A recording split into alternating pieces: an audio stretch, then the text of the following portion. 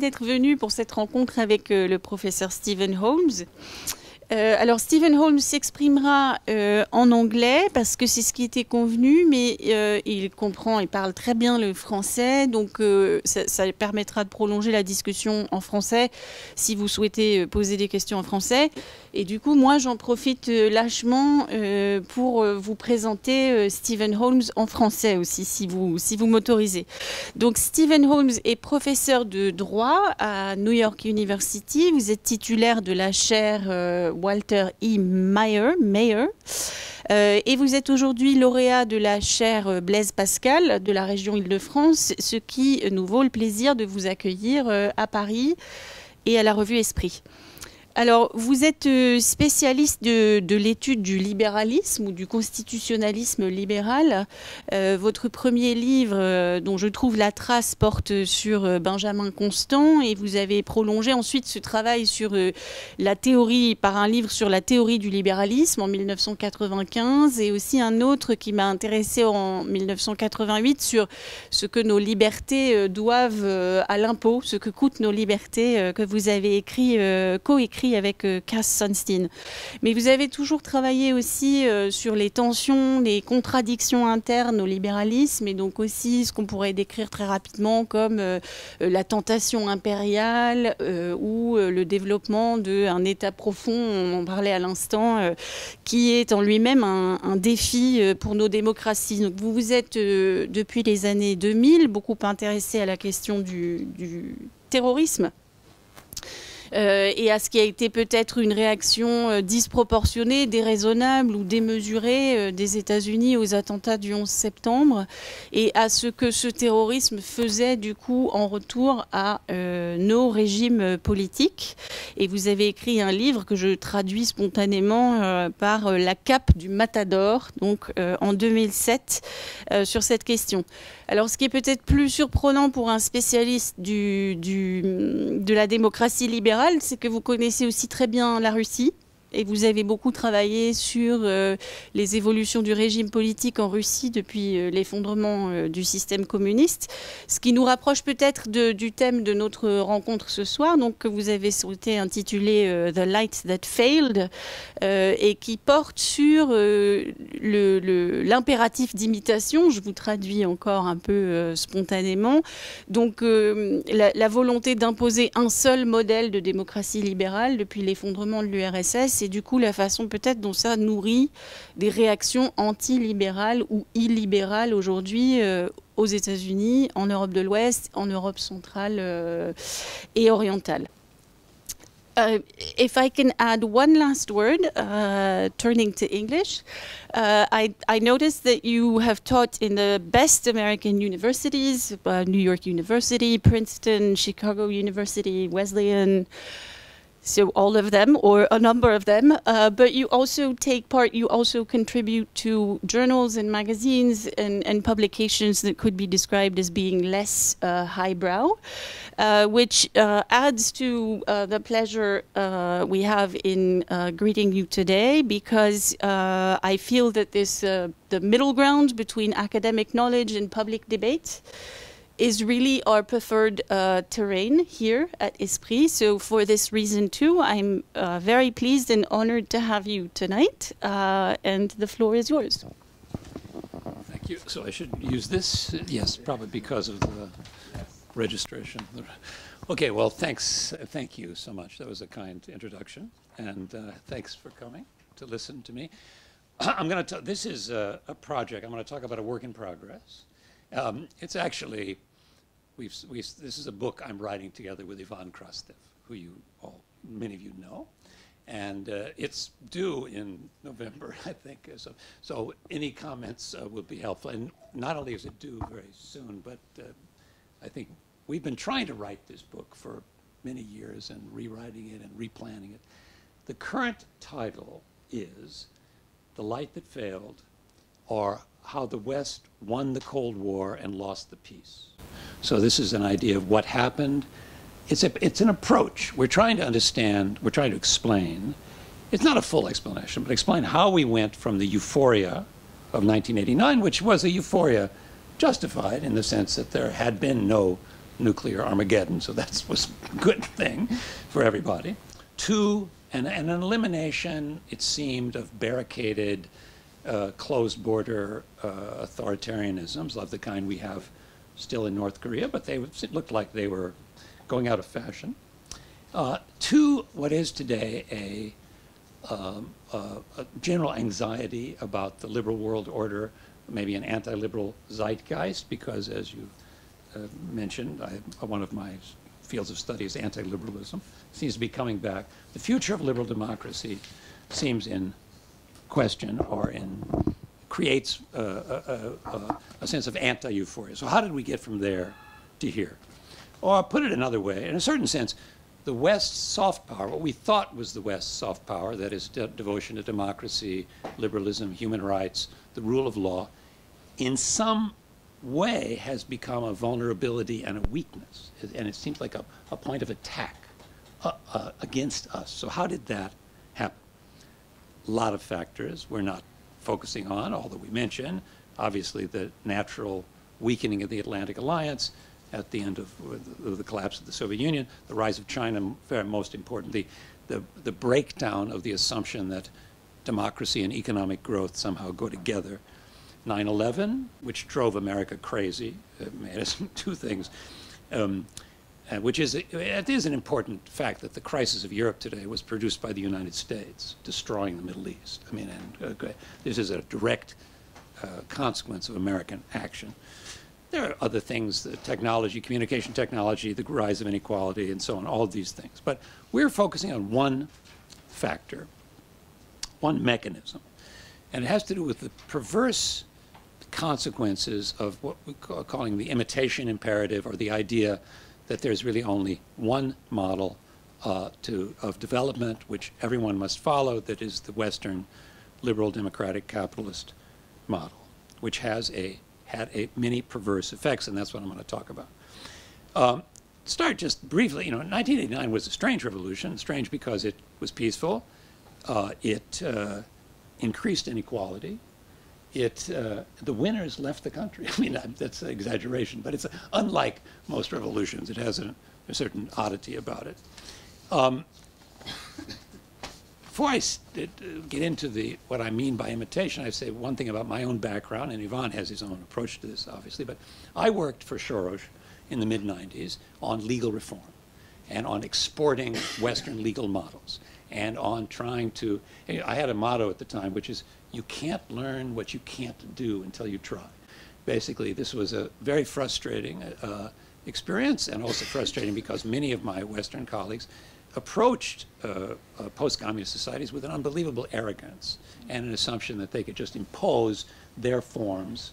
I mean, there are many cases of funny ones, like trying to make Russia implement American bankruptcy law in a society in which there was basically no cash and everything was run by barter, so that every company was bankrupt according to our law. But of course they weren't bankrupt, they were working fine. But it was a mismatch, or also a very interesting example, a good example, was in the early 90s, the American Bar Association discovered that in Albania they were dismissing judges without cause. And so the American Bar Association actually went over, helped the Albanians rewrite their constitutional laws. You may not dismiss a judge without cause, only for high crimes and misdemeanors. After that happened, Albanians started putting their judges in jail. So this was a case of not understanding what it means to export a form to a country the array of forces you don't understand. You're working in an area where you're not really grasping the consequences. It's like, I don't know, introducing a rabbit into the Galapagos Islands or something. You're having consequences you don't understand. Okay, so the starting point. I'm looking for help here, so help me. The different ways of thinking is a way of thinking about the problem, which is, I think, superior to Fukuyama, although it's related to that cliched approach. So in the Cold War, both systems were seeking not just allies, but to replicate their forms, their political forms. They were looking for imitators. The one system that survived, that won the Cold War, we put it that way, was liberal democratic capitalism. That is the system which put emphasis on the virtues of competition. But paradoxically, it no longer had a competitor. So the system in which competition, the liberal democratic capitalism, many of its virtues came from the fact that it had a competitor, that it had to prove itself, that it had to improve itself, that its civil rights, for example, was something that developed because we were trying to distinguish ourselves from the Soviet Union. So the lack of a competitor suddenly had an effect on us as well. I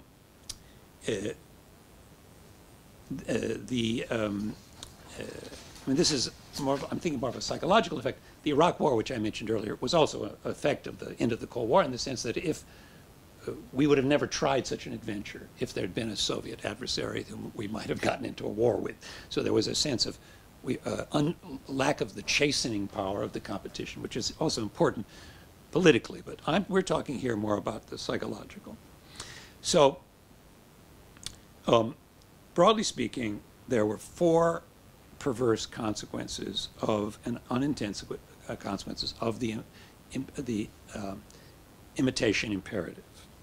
First of all was the self-idealization of the West.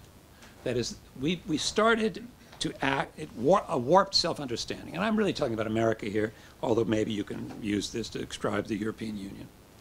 A loss of critical distance on ourselves and a sense that we were what we preached. That is, we were saying we're exporting democracy, the rule of law, human rights, transparency, and that's what we are, which is far from correct. I mean, go into American prisons and you find out what we think, or look at the American democracy. This was a kind of self-idealization, which has further consequences. So one, a lack of critical distance on ourselves, a lack of and an identification of ourselves with our ideals. Second, there was a disinterest in other countries, except to the extent, you know, the victors lose their curiosity. There was a disinterest in other countries, except to the extent that they were good or bad copies of us.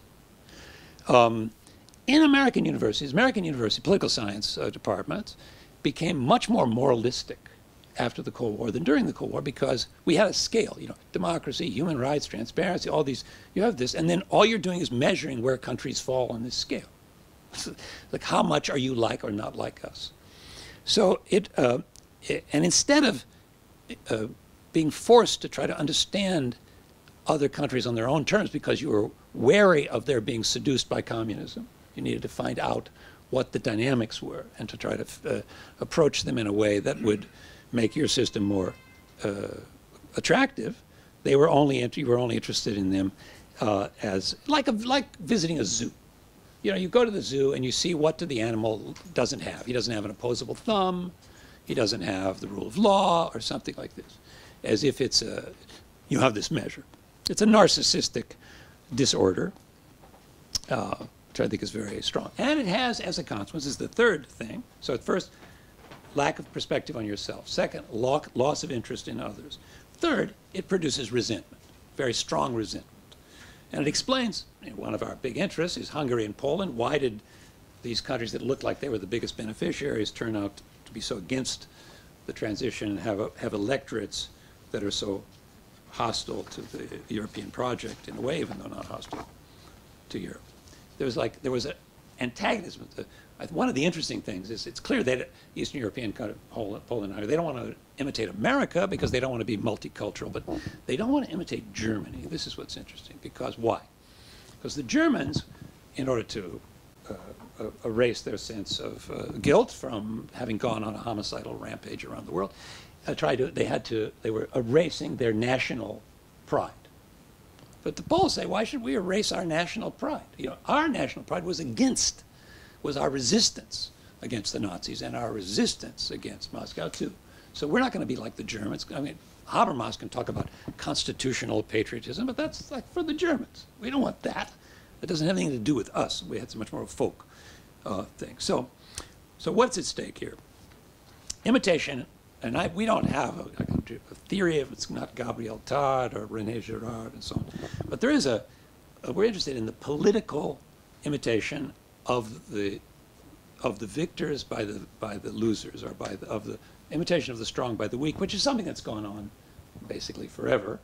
I think there were cases in the 18th century, 17th century, where the elector of Brandenburg, had built a castle called Versailles, and he had a mistress. He was a good Protestant. He didn't use the mistress, but the French king had a mistress, so he wanted to have one too. So imitating the powerful, partly to be legible by them, partly maybe magical thinking, identifying with the powerful.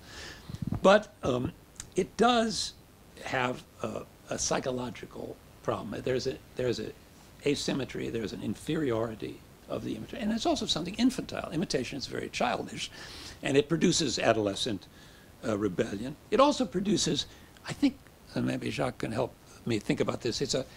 There's a schizophrenia. So the word normality has two meanings. Remember, they used to say we want to be a normal country. So normality means, on the one hand, what everyone does. So we have a norm, like I drive on the right side of the street or the left side. It's a way of coordinating with others, such as everybody pays bribes. I got to pay bribes. If I don't pay bribes, I'm not going to survive economically. But then the Western advisors come in and say bribery is wrong. You may not pay bribes. So that's a norm. So what happens is that people in this part of the world, they set up a commission against bribery and they pay bribes. It's like it becomes a kind of psychological, and they are feeling like charlatans. They're feeling like fakes. They're feeling like imposters in some way. It's producing, even at the beginning, some of queasiness in the imitative behavior, which is then develops later on. But even at the beginning, there's something about it which was disconcerting. And this is, again, has had many predecessors. Carl Schmitt wrote about the Weimar Republic. He says the Weimar Republic is a ill-fitting British suit put upon the German body that doesn't fit. Why should we imitate this? That's not us, and we have to throw it off. And the West, at this point, once this mentality develops, the West, instead of symbolizing liberation, starts symbolizing interference with our national identity, forcing us to be untrue to ourselves, alienating us from our national. So it's kind of an anti-colonial feeling. East Europeans got tired of being lectured at, as anyone would, like our students. They must also get tired of it. They got tired of proselytizing, the missionary spirit, looking for the teacher's approval, and they got tired of being considered a botched imitation of the West. So yeah, you're an imitation, but you're not that good, or you're a little good or not too good. Or in the extreme cases, it was, here's a candy bar behind a piece of unbreakable glass. I know you want it, but you can't have it. That's like a little bit. You try, but really, the only thing about you that's important is something you can't really do, which is be like us. So that naturally produces a backlash and a chauvinistic kind of nationalistic. Well, we are unique. We're not trying to be like you. Forget trying to be like you. What's so good about you? Anyway, you just don't understand us. And Western universalism, this is, I think, a very strong point. Universalism becomes identified with you are judging us. We don't want to be judged. Who are you to judge us? You don't know anything about us. So it's a discrediting of universalism as and this is something you see spreading way beyond Eastern Europe. For example, Israel. Israelis think universalism is just a way of you're judging us and you don't know about our security situation and how dare you talk about human rights and so forth.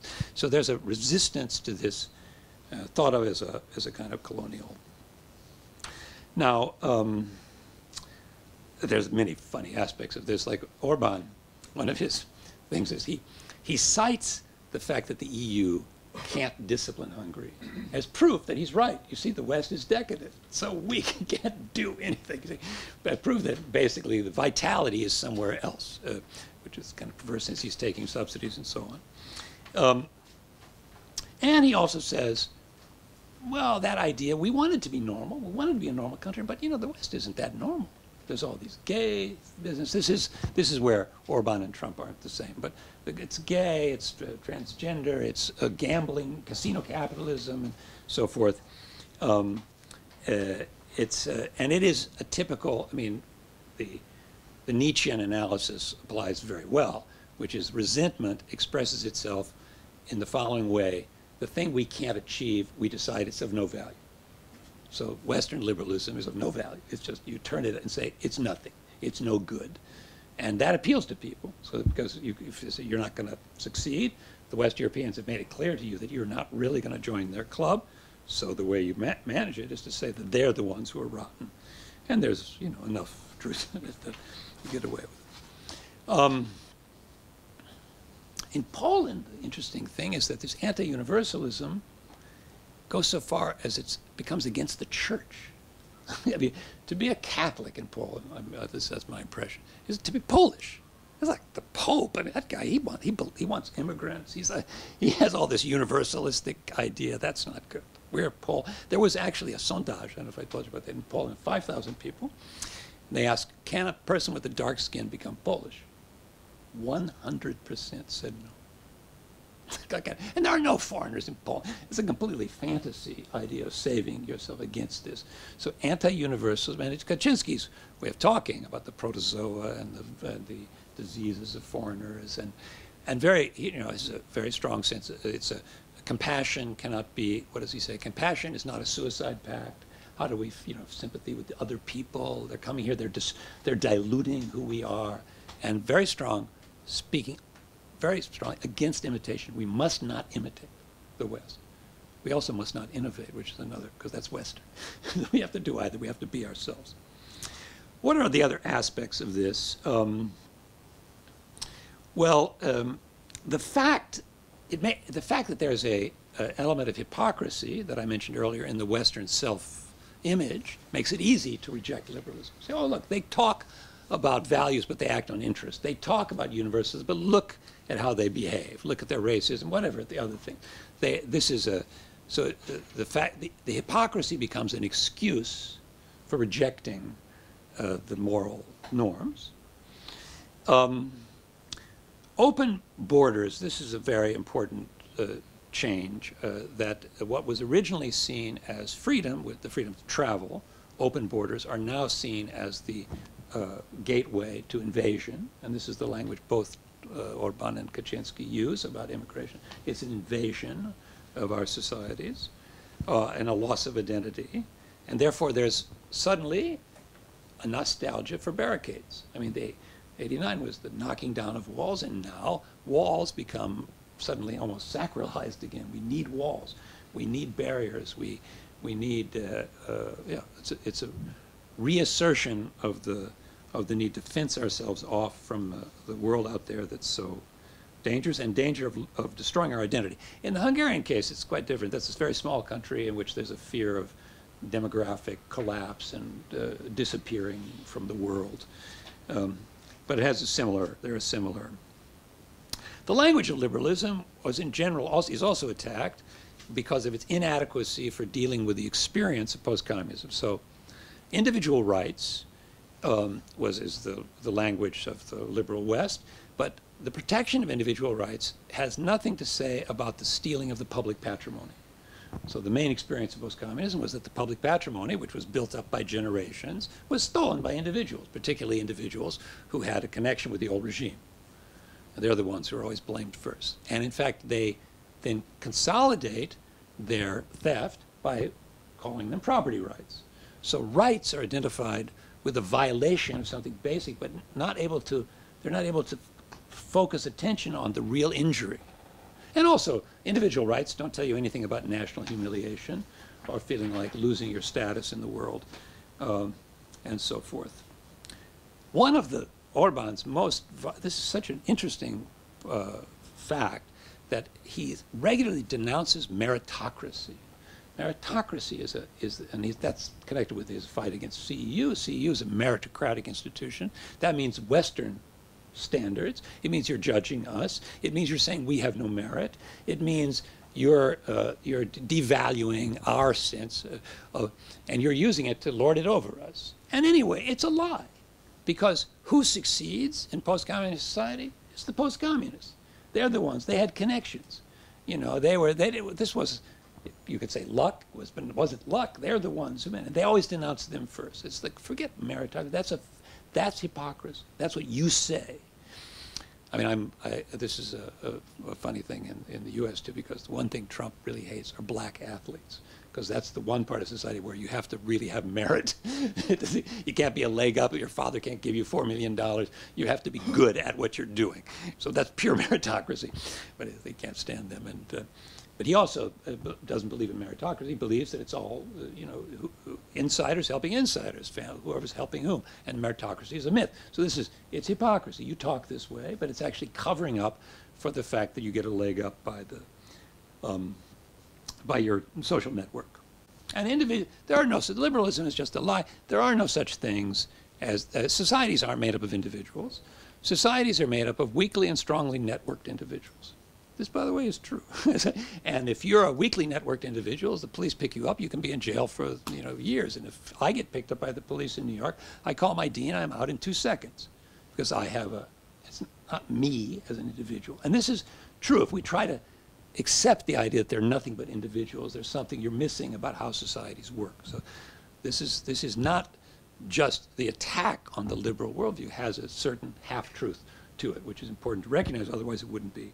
Gangsters who are monolingual are more loved than professors who speak English.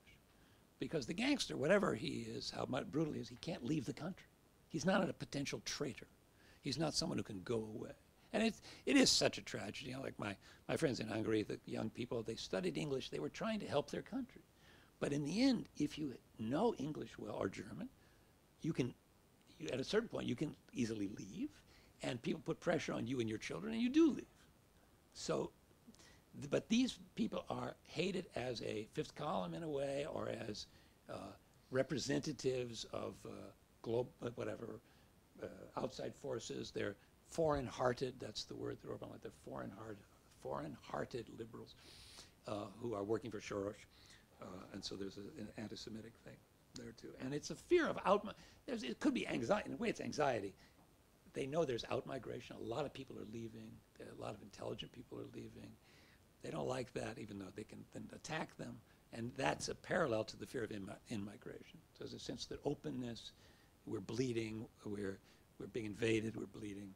But the sense of the attack on this elite who is somehow globally connected, lives near airports. I think, isn't it true that Havel preferred going to Manhattan rather than Bratislava? I'm not sure if that's true, but you get a sense that it's okay. Anyway, there's a way in which you can countries. It's people who live in cities. This was something that Bill Clinton told me about Africa. When he would visit cities in countries in Africa, the leader would he would tell, let's go out to the countryside where America's built a dam or something of this kind. And the guys would say, I've never been there. Never been to the countryside. I go to New York quite often, but why would I go to the countryside? So you have a client of the web, basically people who are viewed as being better integrated horizontally into a global elite. Under communism, the elite was integrated into the society because it couldn't leave. It was necessarily integrated. Also fear of war, but there's a vertical integration when you're closed. And that was destroyed. Whatever about this, there's a sense, and so this unease, and part of we're talking about anti-elite, and of course it leaves open the space for people like Orban and Kaczynski, who are counter-elites, who are getting legitimacy. They're part of the elite too, and of course both of them were, as you always point out, they were dissidents who gave up on human rights and started defending identity politics and mobilizing a constituency, again, an anti-elitist constituency, who are people who are thought of as those who could leave. Okay, I'm sorry. I didn't have a stapler today. One of the big problems in getting the card trick correct. I think it's, there's a general way of talking about this issue. Here I'm going to be like world historical comment. But around 1300, in both Italy and India, elites started writing in the vernacular. That is, they started writing in the language that everyone spoke. And this was obviously a pre-democratic advance. People were illiterate. They didn't read. And eventually they learned to read. But it was, people started writing in the language, not in Latin, not in Sanskrit, but in the language that people spoke. Today, elites around the world often, probably all of you, write in a language that many people in your own country don't speak. And it creates it's a devernacularization. And this is a general issue. Of course, many of my students, my foreign students, all of my foreign students are deep in, I mean, they're speaking, and I've taught in Budapest, I've taught in Abu Dhabi with many Muslim students who are, English is excellent, but who are because of that, they're learning a way of life which is alienating them in some way from their own society. And that creates some of this tension and a sense that anti-globalization is somehow anti-elite, against the elite that could betray us. Okay. I want to just jump here, I don't know how my time is doing, to the Russian case. Because so there is lack of interest in other countries, lack of understanding of yourself, resentment against being treated as a bad copy, and therefore a turn to kind of chauvinistic nationalism. The final phase in the imitation story is the resort to violent imitation. That is, imitation of the West's hypocrisy that is violent. Now, the classic example of this is ISIS putting orange jumpsuits on people they kill, because that was Guantanamo. This is clearly a theatrical imitation of the West to spit in the West's face, say you believe in human rights. Look, you're humiliating people, you're humiliating Muslims. We're going to do to you what you did to us. Okay. And that's very much the Putin worldview, actually. I think much more than any other factor explaining his action is to say, we can do to you what you did to us. You interfered in our elections, we're going to interfere in your elections. You celebrated the breakup of the Soviet Union, we're going to celebrate Brexit, and we hope Europe collapses. You fly airplanes near our borders with a long-distance atomic weapon, we're going to do that to you. They actually, Andranik Migranyan, I don't know if you know Andranik, was a crazy guy, but Putin sent him to New York to set up a democracy promotion institute because America, after Bush v. Gore, democracy was very weak, so he sent an institute to improve American democracy, which shows he has, I guess, some sense of humor. So this, and we lie. You lied about NATO. You lied to us. We're going to lie to you. You brazenly lied. So we lie to you. How can you, if you say you're lying, I'm going to say you did it too. Libya, Ukraine, you made them give up their nuclear weapons, and therefore, and then you attack them. What about Ukraine? Kosovo and Ossetia, and so forth. All of this, and I think it shows how, what a failure the Putin system is, because it can't really generate an intelligent, purposive foreign policy. It's got itself in, bombing hospitals in Aleppo. What kind of thing is that? And what does it have in eastern Ukraine? It's a disaster. It's just to show that Americans can't stop us. We can do this to you. And Putin is absorbed with what Americans think about him, and he's absorbed with American hypocrisy in a way that the Chinese, I'm sure, don't care at all about American hypocrisy. It's not an issue. But for Putin, it's an identity issue for him. And it also, if you're convinced that Americans are just hypocritical, they think when we say we failed in Iraq, the Russians say, that's not true. You intended to do this. So we were idiots. We were incompetent. We thought we could create a democracy with a 6-week military campaign. We didn't. No, you did it on purpose. They were sure we did it on purpose. So and this means, because they're convinced of bad faith and malice, in order to respond to us, they have to ratchet up the malice. And without purpose, really, I think. And this is very dangerous. So this would be the ultimate, what did they call imperialism as the highest form of capitalism or something? So this is the highest form of imitation, is this violent parody. And I think if you say, why did he interfere in the elections, in the U.S. election, I think this is as good an explanation as any. Now, say a few words about Trump in the end, because, he's our mystery. You all probably have the same experience, but this unbelievably terrible experience of waking up in the morning and allowing this man to fill your mind. That's such a, geez, you want to be liberated from that. It's such a depressing and distressing thing, but he does. And Trump somehow one way to think about it is to think about the way in which being imitated is bad for the model. being imitated. Being imitated is not so good. So I'll get to, there are a few ways to get at this. I mean, I don't know if it's true, but one, you could think, and this may apply to places in Eastern Europe, that there's a fear of immigrants not because they can't assimilate, but there's a fear that they could assimilate. Because if they did assimilate, that would show your identity was not so deep. There's like a fear, you might, maybe assimilation is too easy, then that wouldn't work. I'm not sure. So imitation, maybe a threat, could be. More generally, this is about the language, about Anglophone world. You know, originally, I had gotten the idea, well, Anglophone, everyone's speaking English. That's since it's like Italian food is eaten everywhere. That shows you how powerful Italy is, and everyone speaks English. But of course, it's a form of American autism. It's the soft power of others against us. We're transparent. Everyone else is opaque. Two kids in Karachi or Jeddah can sign up for flight lessons in Oklahoma City, but two kids in Oklahoma City can't sign up for flight lessons in Jeddah or Karachi. That's not possible. So it's a one-way mirror, and Americans have no incentive to learn foreign languages for this, and so we have power, but we're autistic. There's actually a book written in the 90s which has the kind of funny title, strange title, which is, "Has anyone here been raped and speaks English?" You know, so it's like you go around the world, who speaks English? And of course, people will tell you what they think you want to hear. So you won't know things. You'll be operating in an environment. And Roosevelt used to say about Iran, he said, okay, so you have a monolingual American power. And what do they say about other countries like Iraq? The only language they understand is force. I love this expression.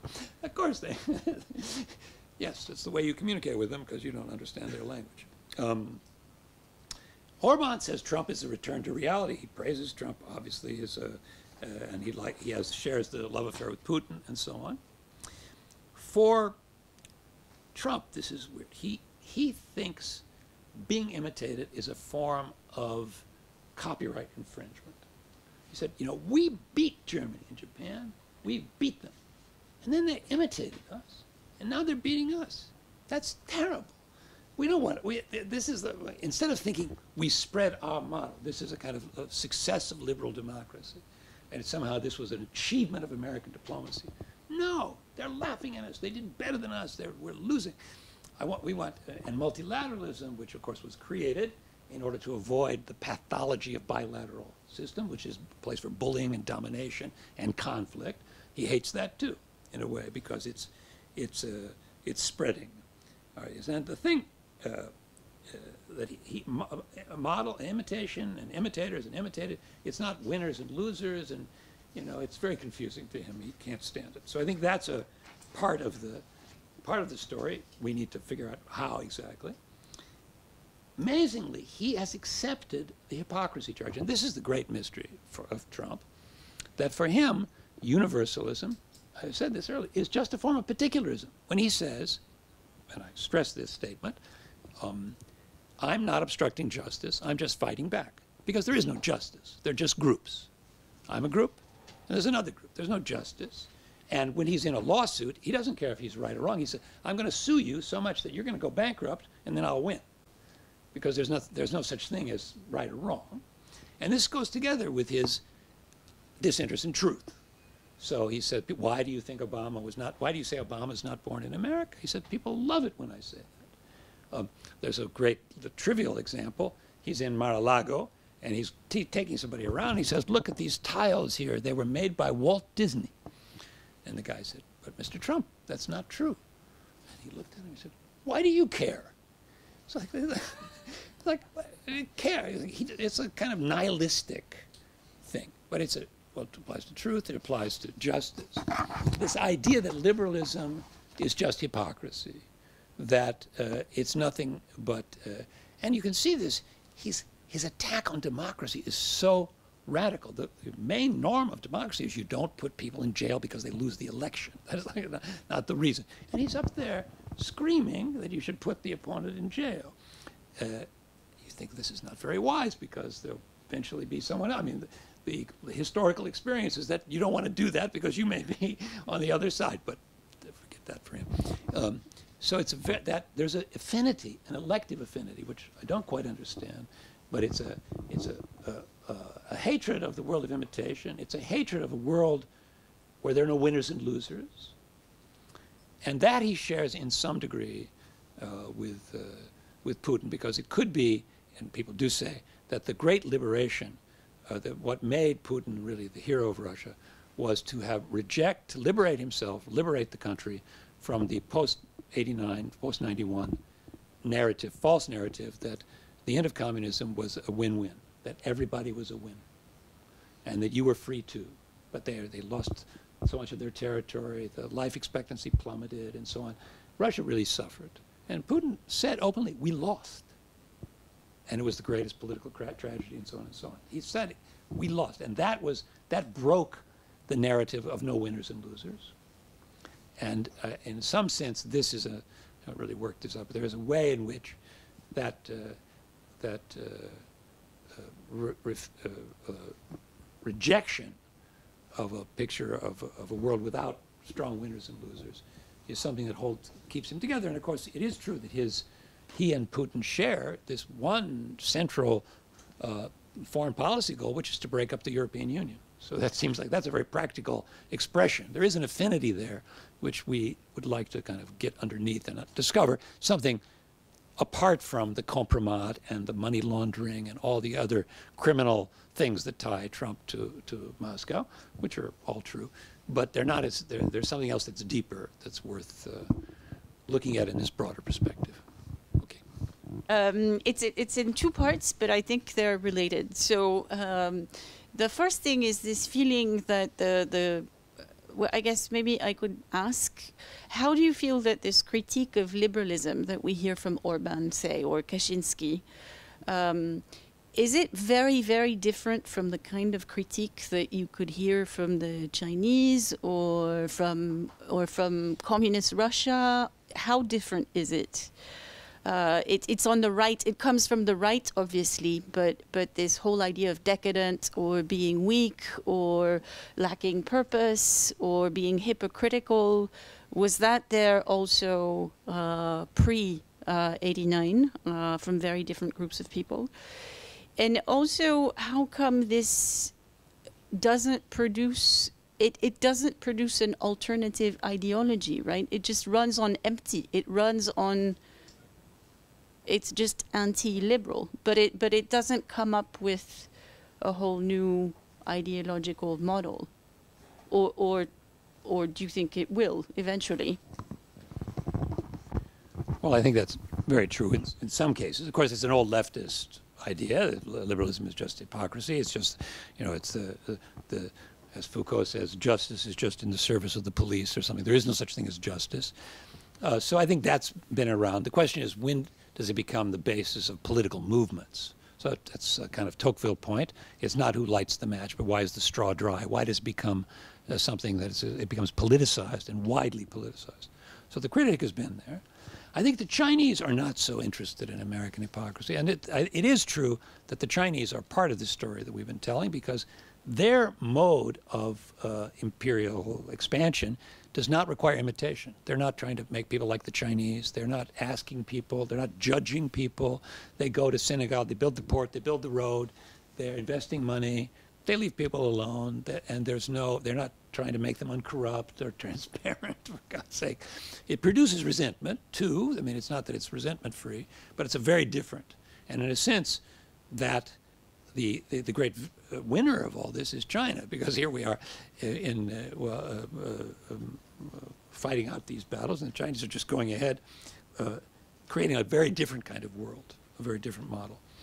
The nationalism, particularly the white Christian nationalism, is a kind of, there's an identity issue here, and there's a fear, as Jacques has often said, of like feeling like you're a white lump of sugar being dissolved in a black cup of coffee in the Bible Belt in America, a feeling that what was once the majority is becoming a minority, rebelling against this feeling like we're being lost, we're losing something, we're being attacked in some vital place.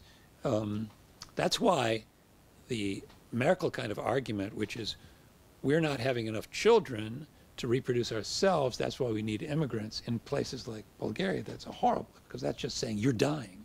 You're all dying. You will all disappear. Some people don't like that. And I think clinging, well, I mean, what is national identity? a group identity or tribalism.